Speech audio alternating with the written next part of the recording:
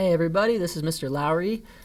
In class today we did this activity, it's called Proportions 6-1 in-class activity. The reason it's called 6-1 is because it actually covers a lot of important information that you can find in your textbook in section 6-1. This actually starts on page 282, and there's some important definitions here like ratio, which you'll define in this activity, proportion, which you'll talk about. There's also a property here down at the bottom on page 283, the property of proportions, which is also something that the assignment asks about. So these are actually ideas that you typically cover in like Math 8, like 8th grade math, but they're going to be important for us to know for this week. We're actually going to talk about what we call similarity, similar polygons, and proportionality is a big part of that. So today's activity and lesson, basically, they go together, is kind of reviewing ideas about proportionality. What does it mean for things to be proportional? How do you solve a proportion? And also kind of extending those ideas, pushing them a little bit deeper from an 8th grade level to more of a 10th grade level. So my recommendation for you, and this is kind of how we did it in class, is that you go through this assignment and do as much of it as possible. See if you can remember some things about proportions and how to solve a proportion. If you want to look in your book in section 6-1, again, that starts on page 282. That's a great resource to help you out, to give you some ideas. The more you can do this on your own, the more valuable it's going to be. So really take an opportunity to think through it. In class we did this as groups, and so you had, students that were here had the benefit of talking to other students about it. So I'm going to help you out here, but my recommendation again is that you start it on your own and then only come back to the video when you've tried your hardest, basically. What we don't want is you to just basically copy what I'm writing and not really understand or not really think for yourself. Okay, now with that being said, we're going to go through a couple key ideas here. Okay, so the first one is the idea of resizing an image. And we've all done this on the computer, and we know that there's a way to do it where the image isn't distorted and it looks nice and normal. And there's also a way to do it where you kind of stretch it too wide or too narrow and it looks kind of funky. The big idea here that we need to understand is although the height is going to change and although the width is going to change, what needs to stay the same is the relationship between height and width, or in other words, the ratio between height and width. So the original image says is 1920 by 1080, and that's width by height. So there's lots of different ways you could set this up. We can set up a ratio though, and we can say if it's 1080 pixels tall, then it should be 1920 pixels wide, and that is what we call a ratio. It's a comparison of two quantities. Now you may be saying, well, that looks like a fraction to me. Well, it turns out that ratios and fractions are kind of similar. They look very similar. They're a little bit different when we talk about context, but for the most part they behave the same way in terms of the math we're going to do. Okay, now notice that on top what I have is height, and on the bottom I have width. And so this is a comparison of height to width. And this is the original. Okay, now when I resize my image, of course the dimensions are going to change. The height and the width are going to change. But what I don't want to change is the relationship between them. In other words, the ratio of height to width. Otherwise, it's going to look distorted. So the new height, I don't know what it is. It's something in pixels, so I'm going to use a variable for that. Okay. The new width, I know I want it to be 720 because that's about how wide a piece of paper is. A document, like a Google Doc, is about 720 pixels wide. So that's where I'm at. Okay, now this is what's called a proportion. Okay, a proportion is a special type of equation. So notice I have an expression on the left, I have an expression on the right, I have a variable, I have an equal sign. So this is an equation. And because it's an equation, all the properties of equality still hold. It still works. Okay, we can do addition on both sides, division on both sides, multiplication on both sides, whatever. The strategy for solving these, there's actually several different strategies, and you may be familiar with some of these. One of them is to cross multiply. So once we have ratio equal to ratio, one of the ideas is to cross multiply, and we can do that. If we do that, we're going to have 1080 times 720 equals 1920 times x. So let me show you that way, and then I'll show you a couple other ways to think about it. So if I'm cross multiply, the first thing I'm going to multiply is 1080 by 720. That's going to be a pretty big number. So I'm going to go to my calculator for that. All right, so that is 777,600, and that's going to be equal to 1920 times x. Okay, so I get this linear equation. Okay, from there I can divide both sides by 1920. And I'm going to get that 405 is equal to x. Okay? Now let's make sure that we actually preserve the ratio. In other words, the ratio is the same. So if I take 1080, I'm going to do a fraction. So I'm going to do 1080 over 1920. That's equal to 9/16. Okay? Now that ratio better be the same on the other side. So 405 over 720 better be the same thing. And it is. 9 over 16, excuse me. So we have equivalent fractions, and we use algebra tools to be able to solve for x. Okay? Another way you could think about this is if we want to get rid of this fraction over here, right? We want to get x by itself. I can just multiply both sides by 720. So whatever this fraction is, remember it came out to be 9 over 16. I can multiply that by 720, and I'm going to get x equals basically the same thing. So again, if I take that fraction, 1080 over 1920, and then I multiply that guy by 720, I'm going to get 405 as well. Okay, there's also some things we can do with what we call scale factor. So I don't want to confuse you. The answer is 405, but I'm just showing you different ways to think about this. So if you think about this guy from 720 to 1920, how many times bigger is that? How many times bigger is the original than the resize?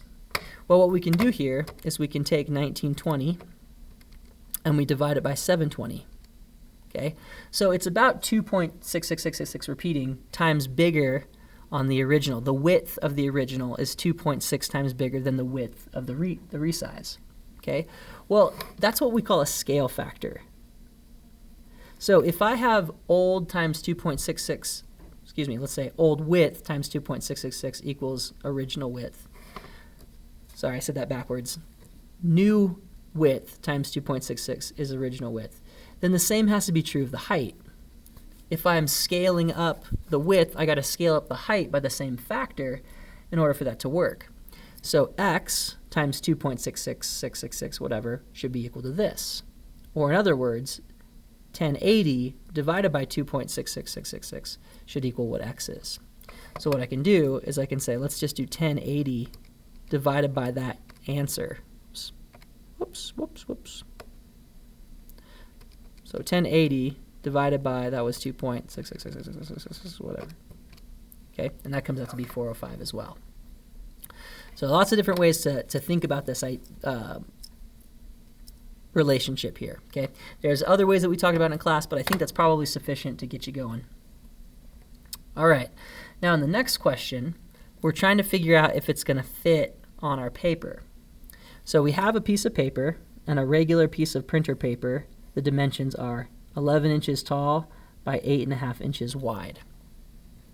But of course, when we print something on our page, we have what we call margins. That's the space between the writing and the edge of the page. Right? We don't want it to be too cluttered or crammed, so we have these nice margins that make it more visually appealing.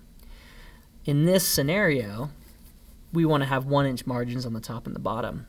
And so if I take the top inch and that's a margin, and take the bottom inch, and that's a margin, I'm not going to be able to write in that section. So 11 minus 1 inch minus another inch is going to be 9 inches. So the printable area of my paper is going to be 9 inches. Okay. Now in this scenario, it's saying we don't want the picture to take up more than half of the page. Like let's say we're writing a report, we just want it to look nice, we want to make sure we have lots of words on the page or whatever it happens to be. So half of that printable area would be half of 9. So I don't want my picture to be any bigger than 4.5 inches. That's kind of what some of this says. So in your report, you want to make sure the image doesn't take up more than half the height of the printed page. A regular piece of paper is 8.5 by 11, and our document's going to have 1-inch margins on top and bottom. Okay, cool. Now for the next part, we have a relationship again between quantities. And remember that a ratio is a comparison of quantities or amounts, a comparison of amounts. So in this case, I know that 96 pixels is equivalent to 1 inch. And so I can write this ratio of pixels to inches. Okay, 96 pixels to 1 inch. Okay, now if I'm talking about more pixels, they still need to have the same relationship, right? 96 pixels should equal 1 inch regardless of how many pixels I'm talking about. The pixels don't change in size, or the relationship between pixels and inches shouldn't change. So in my new image, my resized image, remember that I want it to be 405 pixels tall. And so I'm going to put that over here. And the question is, well, how many inches do I need? Okay. Now, again, we can do lots of different options. We can cross multiply here, which is an option. We can multiply both sides by x and then divide both sides by 96. So we can use just regular algebra skills. All those different things are possible. But let's look at it from a scale factor point of view. So let's say you're taking 96 pixels and you're scaling it up to say, well, I don't have 96, I have 405 pixels. So I'm going to have more inches as well. So what we're going to do is we're going to figure out, again, what we call a scale factor. Okay, so we're going to take 405. Sorry, it's a little dark in here. And I'm going to divide that by 96. Okay, that's about 4.2-ish, okay? 4.21875. So I'm going to just say 4.22. So 96 times 4.22 gives me 405. In other words, I have 4.22 times as many pixels, so I should have 4.22 times as many inches as well. So 1 inch times 4.22 is about 4.22 inches, and that's going to be the height of my figure in inches. Okay, is that less than the 4.5 inches that I want for half a page? Turns out it is. So this is the height in inches of my new image, and it is less than half of the printed area. So will it take up more than half the printed page? No, it won't.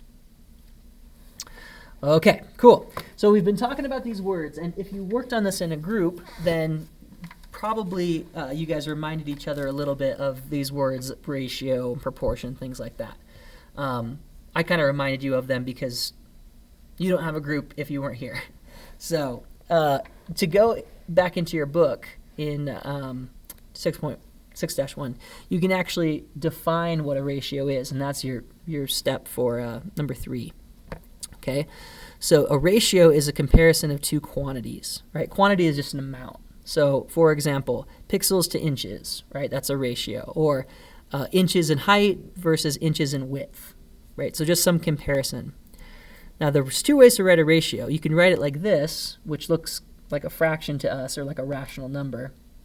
Make sure that b is not 0 because you can't divide by 0.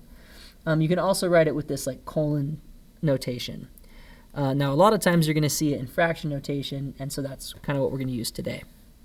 So it looks a lot like a fraction. One of the questions that I asked on the assignment here is, are they the same thing? So you're going to write that definition of ratio that's on page 282 in your textbook. And I want to give you some ideas about ratio and fraction. Again, we talked about this in class. I'm going to flip over here, and I'm just going to give you kind of a scenario. Let's say you have a bag of marbles. So this is going to be a very rough sketch. This is a little sack. Okay? And in that bag of marbles, you have some red marbles. I'm going to use R for that. And you have some blue marbles. Okay? If I were to ask for what fraction of the bag of marbles is red, you might think, okay, what fraction of the bag? Well, of the bag means the total of the bag. So 4 out of 10 are red. Or you could say for every 2 red marbles, or excuse me, for every 3 marbles, 2 of them are going to be, sorry, hold on a second. Talking and doing math at the same time, which is never a good thing. Let's say 2 over 5. Sorry about that. So for every 5 marbles, 2 of them are red. Okay? So when you talk about fraction, we're talking about part to whole. What fraction of the bag is red? Okay, so there's 4 red ones out of the total 10. Okay, there we go. If we talk about a ratio, we might say, well, what's the ratio of red to blue? And you might say, okay, well, it's 4 to 6 this time. Because I'm not putting the total on the bottom, I'm putting the number of blue on the bottom. So I'm still comparing 2 quantities. I'm just not comparing the part to the whole. I'm comparing a part to a part. So fractions, typically, when you're talking about them in context, the bottom number is the whole. How much of the full pizza? How much of the full pie, right? How many of all the marbles? Things like that. Whereas a ratio, you don't necessarily have to be talking about the whole. You actually don't even have to be talking about the same kind of units. You could talk about pixels to inches, the ratio of pixels to inches, which would be like what we call a conversion factor, right? Or, things like where you're like, there's 5,280 feet per mile, right? That's a ratio that compares feet and miles. So conversion factors are ratios as well.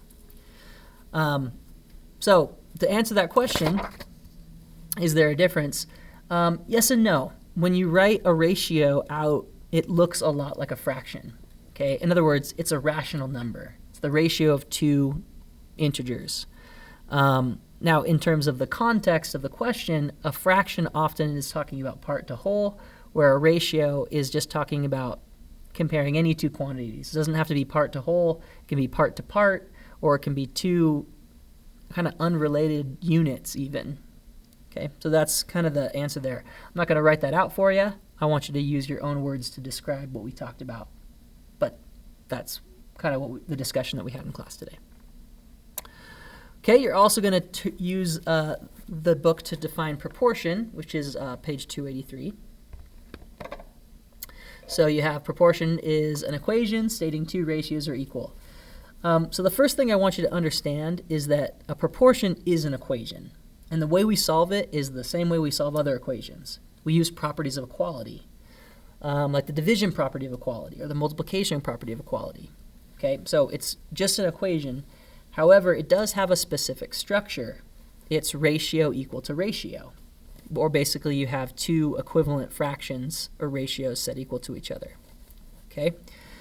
To solve one of those, again, you're going to use properties of equality. And one of the strategies that we've talked about is called cross-multiplying. I want to talk about a little bit about where that comes from, and this is part of our class discussion. At the bottom of this page, you have what's called the property of proportions. For any numbers a and c, and any non-zero numbers b and d, a over b equals c over d if and only if ad equals bc. Let's talk about that and break that down.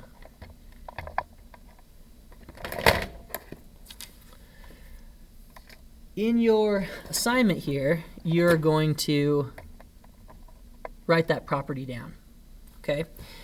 So basically what it means is if you have a proportion and it looks kind of like this, that is equivalent. Remember, if and only if is a biconditional, so it goes both directions. That means that AD has to equal BC. Now, if you think about like what that looks like in your in relationship to your original, what we're doing is we're taking A times D and we're setting it equal to B times C. This is kind of the property that allows you to cross multiply. Okay, so if you're wondering like Why can we cross multiply? What's going on here? This is actually the property that says you can do that. But what I wanted to explain is that this property is really not any different than properties we've already talked about. Okay, so let's kind of go back to a similar idea. And again, you're going to write this out yourself. I'm just going to give you the main ideas and you can put it together. But if I had something like this, let's say x over 5 equals 7 over 2. This is an equation that has fractions in it.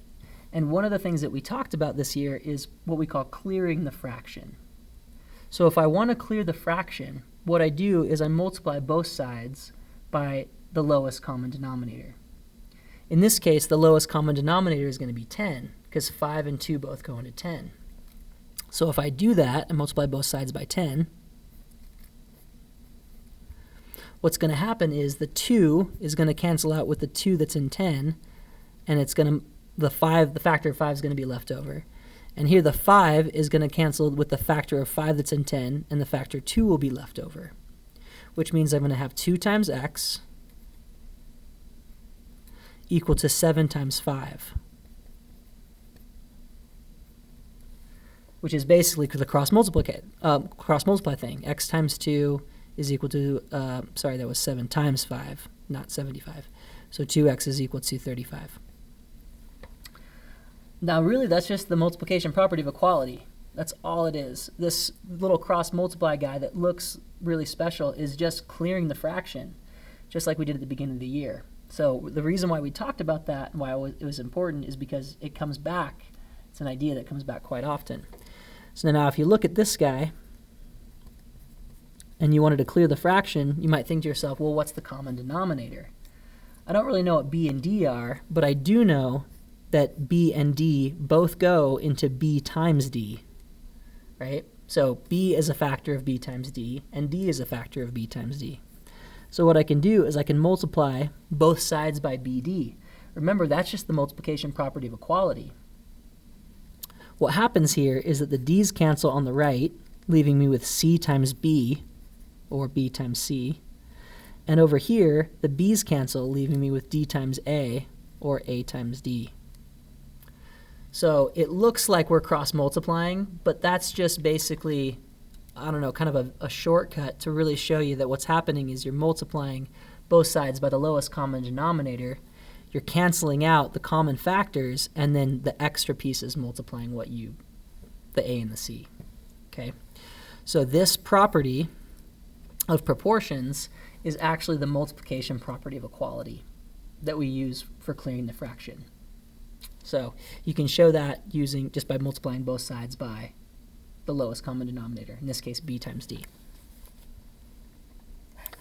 All right, so we have one more scenario here, and this scenario is a little bit easier to set up. The numbers aren't so bad. But the main idea here is to think about what it means for things to be proportional. Okay, so in this case, we got Sandra mixing pancakes. And the mix she's using calls for 2 cups water for every 3 cups of pancake mix. So right there, I want you to see that there's a ratio. There's a comparison, right? We need 2 cups of water for every 3 cups of pancake mix. So I'm going to go water and mix. Okay? So Sandra has 15 cups of pancake mix, and she wants to use all of it, but if she wants to make sure her recipe is proportional to the original, okay, I kind of jumped the gun here. I should probably have written this down here. But before we get too far down the line here, what does it mean to be proportional? Okay, now remember that word means that we have equivalent ratios. We don't want our mix to taste funky. So if we're going to use 15 cups of mix, that's great. We just have to make sure it has the right amount of water to go with it. We don't want our mix to be too watery. We don't want our mix to be too grainy, to have too much mix, to be like lumpy and gross. So we have to make sure that the ratio is preserved.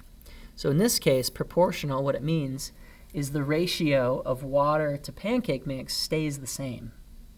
Even though we're changing the amount of water and the amount of pancake mix, we want the relationship or the ratio to not change. So that's what you would write here, something like that. What does it mean to be proportional? Well, in terms of pancakes, it means the ratio of water to mix is the same. It's not too runny, and it's not too thick. The consistency basically stays the same. Okay, now down in 7, we kind of started setting up this proportion. We want to actually write that mathematically. So if we want the ratio to stay the same, we're literally going to write ratios are the same, right? So we're going to have two ratios with an equal in the middle. The idea of proportionality lets us set up a proportion, a special type of equation that says that two ratios are equal to each other. So remember that I have water on the top and I have mix on the bottom. Now I don't know how much water I'm going to use, but I do know I want to use all the mix up. Now we talked about cross multiplying a second ago, and we can absolutely do that here. 2 times 15 is 30, 3 times x is 3x. So according to the property of proportions, which really is just the multiplication property of equality, basically just clearing the fraction, we get 30 equals 3x, and then we can use our division property of equality to get how much water. So 10 cups of water. That's one way to solve it. Now you also might see this scale factor here. I'm using 5 times as much mix as the original recipe calls for. If I want my pancake mix to have the same consistency, then I better have 5 times as much water as the original. So 3 times 5 is 15, 2 times 5 is 10, right? You can use that scale factor to figure out that you need 10 cups of water just by scaling up this recipe. Okay, actually, again, I jumped the gun. So we were just supposed to set up the proportion in number 7. We solve it in number 8. That was my bad. I kind of broke it down into steps for you. But you get the idea. You can cross multiply, which we talked about in the previous page. But this says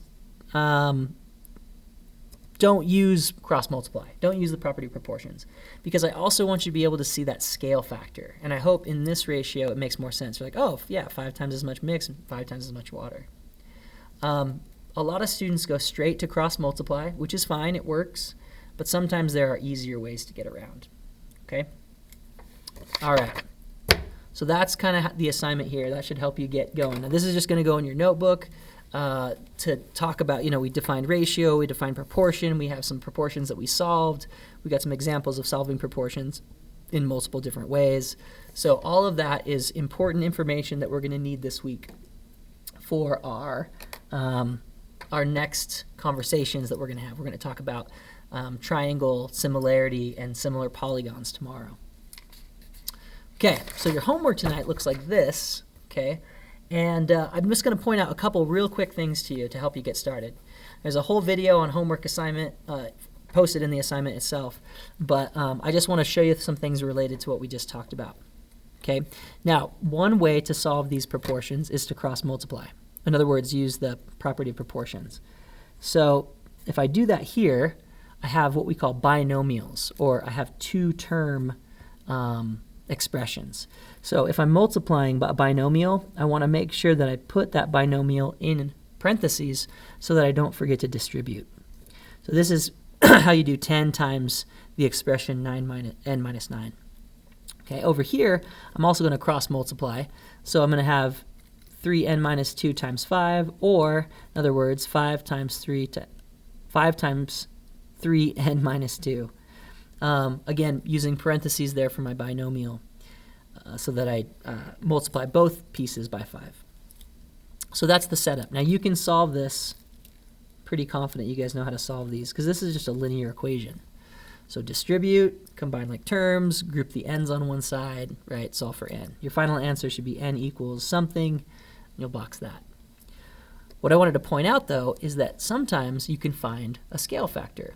Okay, so let's look at it from that perspective. If you think of this as like water mix,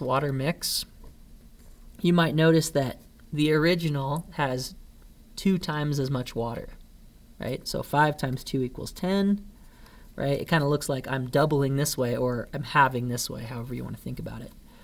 But if 5 times 2 is 10, then n minus 9 times 2 should give me this expression over here.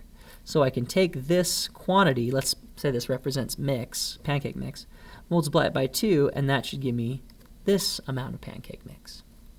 So 2 times n minus 9 should equal 3n minus 2.